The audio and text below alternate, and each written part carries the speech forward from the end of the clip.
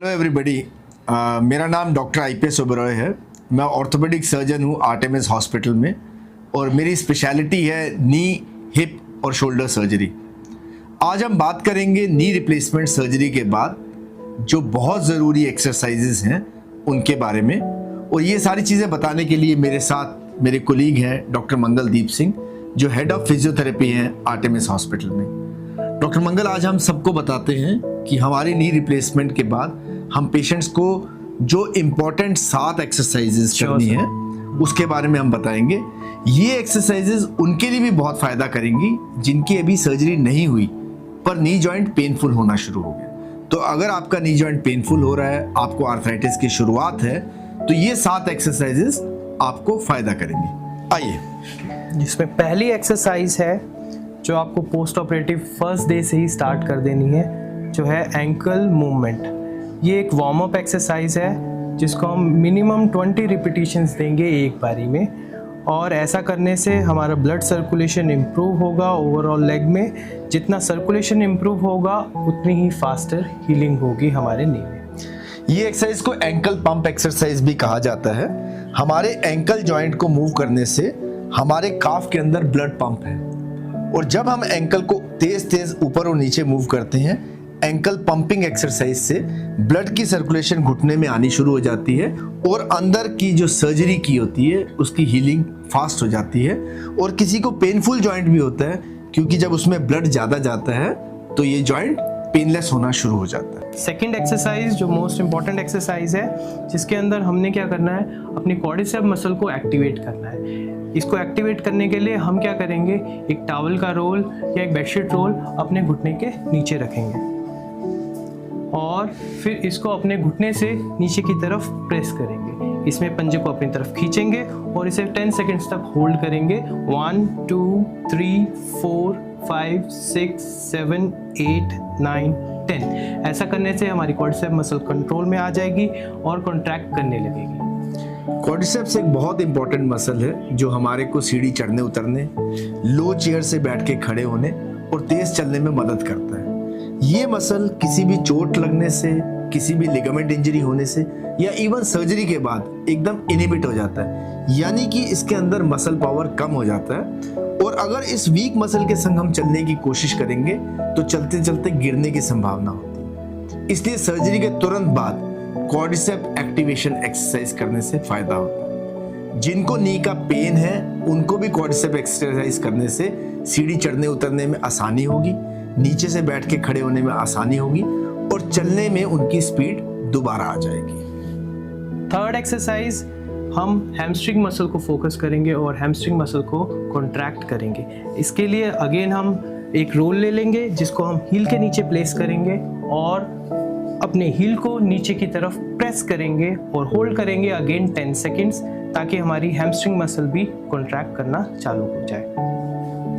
Hamstring exercises हमारे पिछले muscle groups के लिए इंपॉर्टेंट होता है। जैसे कि अब आप कोई भी एक्टिविटी करें जिसमें आपने बहुत तेज चलना है या ऊबड़ खाबड़ जमीन पे चलना है तो आपके हैमस्ट्रिंग एक्टिवेट होते हैं। ये मसल एक्सरसाइज करने से सर्जरी के रिजल्ट्स बेटर हो जाते हैं। फोर्थ एक्सरसाइज जो है important exercise, that is the heel drag. हम अपने नी की मोबिलिटी को बढ़ाने के लिए फर्स्ट डे से ही नी बेंडिंग एक्सरसाइजेस को चालू कर देंगे, जिसके अंदर हम हील को ड्रैग करेंगे और नी को बेंड करेंगे एंड स्ट्रेट करेंगे। हम इसे पेन फ्री रेंज तक फर्स्ट डे में करेंगे एंड धीरे धीरे ग्रेजुअली हम इसे बढ़ाते जाएंगे ताकि हमारी नी की मोबिलिटी अच्छी हो जाए। इस एक्सरसाइज को हील स्लाइड भी बोला जाता है। इसमें हील को हवा में नहीं उठाया जाता, इसको टेका रखा जाता है और धीरे धीरे बिस्तर के साथ ही इसको स्लाइड किया जाता है। उस मूवमेंट तक लेके जाया जाता है जहां तक पेन ना हो। पेन हो जाए आप रुक जाएं और धीरे धीरे वापस ले जाएं। आप अपने आप देखेंगे दूसरे तीसरे दिन बिना पेन के आपकी मूवमेंट बढ़ती जाएगी और जितनी अच्छी आप हील स्लाइड्स करेंगे उतनी आपकी मसल के अंदर फ्लेक्सिबिलिटी आनी शुरू हो जाती है। नेक्स्ट एक्सरसाइज में हम लेग रेज करेंगे, जो कि लेट के एंकल को अपनी तरफ खींच के हम लेग को ऊपर की ओर उठाएंगे और अगर हम उसे होल्ड कर पा रहे हैं तो हम इसे 5 सेकंड्स होल्ड करेंगे, अदरवाइज हम इसे सिर्फ लिफ्ट करके नीचे की तरफ वापस लेके आएंगे। ऐसा करने से अगेन हम क्वाड्रिसेप मसल को स्ट्रेंथनिंग की तरफ लेके जाएंगे।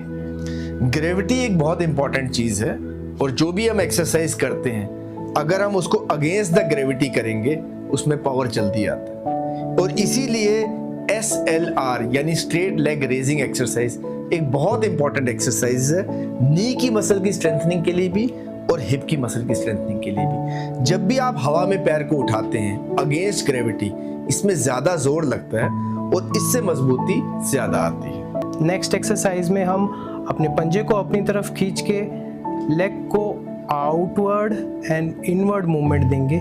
इसमें भी हम अपने हील को स्लाइड करते हुए बाहर की ओर और अंदर की ओर लेके आएंगे। ऐसा करने से हमारे हिप एब्डक्टर मसल्स स्ट्रांग होने लगेंगे और जो हमें अगले ही दिन खड़े होने में हेल्पफुल होंगे। हमारे हिप के मसल्स और लेग के मसल्स दोनों आपस में कनेक्टेड रहते हैं। इस तरह की मूवमेंट करने से आप एक ही बार में नी और हिप के साइड मूवमेंट के मसल्स को एक्टिवेट कर लेते हैं।